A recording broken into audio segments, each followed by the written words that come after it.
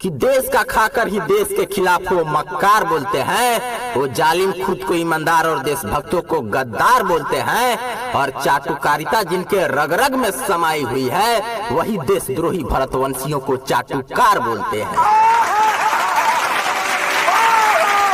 नमस्कार, मैं कवि बाला बिहारी। नेहा सिंह राठौर के सवालों का कुछ जवाब अधूरा रह गया है, जिसका जवाब देना अति आवश्यक है। ऐसे तो मैंने इनके ऊपर 4 कविता लिखा जो काफी फेमस हुई, लेकिन एक बात अधूरी रह गई थी जिसका आज इनको एकदम सटीक जवाब दूंगा। हुआ ये था कि नेहा सिंह राठौर एक न्यूज चैनल डिबेट में, जिसमें कवित्री अनामिका जैन अंबर भी शामिल थी, क्योंकि अनामिका जैन अंबर ने भी नेहा सिंह राठौर को ये बतलाया था कि यूपी में बाबा है। इसी संदर्भ में नेहा सिंह राठौर और अनामिका जैन अंबर दोनों का डिबेट हो रहा था, और बातों बातों में नेहा सिंह राठौर ने अनामिका जैन अंबर को चाटुकार बोल दिया, और अनामिका जी केवल सुन के रह गई, इसका सही जवाब नहीं दे सकी। और नेहा सिंह राठौर बार बार सबको चाटुकार ही बोलती हैं। तो जरा सुनिए नेहा जी, आप अनामिका जैन अंबर के कविता पर उनको चाटुकार बोल दी, उस हिसाब से आप पूरे कवि समाज का अपमान किया है। यूपी में बाबा है यही उन्होंने बोला था ना, तो क्या गलत बोला था? बाबा तो है यूपी में। अगर अपने राष्ट्र के एक रक्षक का समर्थन करना चाटुकारिता है तो जरा ये बताइए कि आप क्या कर रही थी?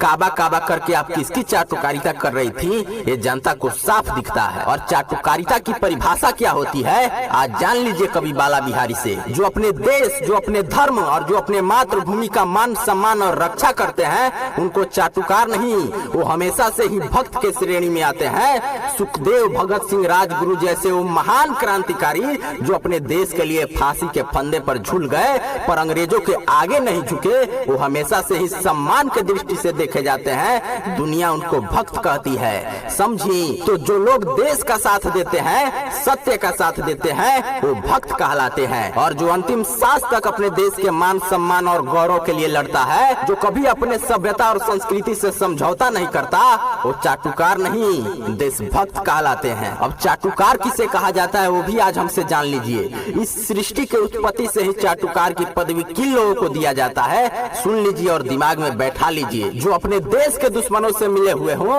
उनसे बड़ा चाटुकार तो कोई हो ही नहीं सकता। जो जिस देश में रहकर अपने ही देश का बुराई करे और देश विरोधियों का समर्थन करे, उनसे बड़ा चाटुकार तो कोई हो ही नहीं सकता। जो अपने राष्ट्र के मान सम्मान और गौरव को अपने निजी स्वार्थ के लिए धूमिल करे, उनसे बड़ा चाटुकार तो कोई हो ही नहीं सकता। जो जिस मिट्टी में पला बड़ा हो और उसी मिट्टी का अपमान करे, उससे बड़ा चाटुकार तो कोई हो ही नहीं सकता।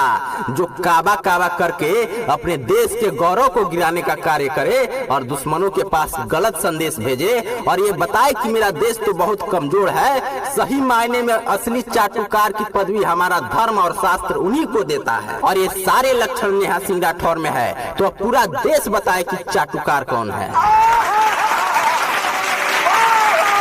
और नेहा सिंह राठौर जी, अब दोबारा चाटुकार शब्द का प्रयोग मत कीजिएगा, और आप किसी और कवि और कवित्री को अपने बातों में उलझा सकती हैं। भले ही वो आपका सही तर्क के साथ जवाब नहीं दे पाए, लेकिन याद रखिए कि ये कवि बाला बिहारी है, और हमें पता है कि देश से गद्दारी करने वाले लोग कितना सोच सकते हैं, क्या क्या बोल सकते हैं, और उनका अंतिम लक्ष्य क्या होता है, ये सब कवि बाला बिहारी को पता है। और वो चाहे कोई भी हो, अगर हमारे देश के विरुद्ध कार्य करेगा, देशद्रोह की बात करेगा, राम और कृष्ण के इस पावन पवित्र भारत भूमि पर अगर विदेशी आक्रांताओं के मानसिकता और उनके पद चिन्हों पर चलने का कार्य करेगा, तो कवि बाला बिहारी की कलम उसको एक कदम भी आगे नहीं बढ़ने देगी। इसका स्मरण रखिए।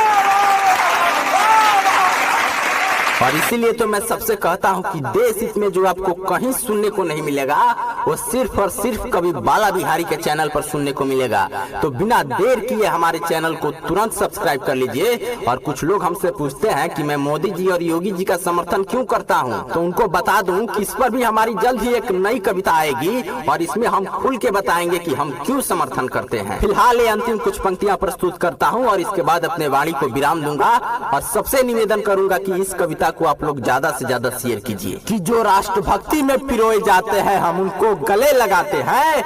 जो भारत माँ को सताते हैं हम उनको क्रूर बताते हैं। देशद्रोहियों के मुख से पर्दा हटाते हैं, दुनिया को सच्चाई दिखलाते हैं। जो सच जानकर सच छुपाते हैं वो जीते जी मर जाते हैं। कि अपने वतन के लिए जीने वाले काम बड़ा कर जाते हैं, मरकर भी अपने देश का नाम बड़ा कर जाते हैं।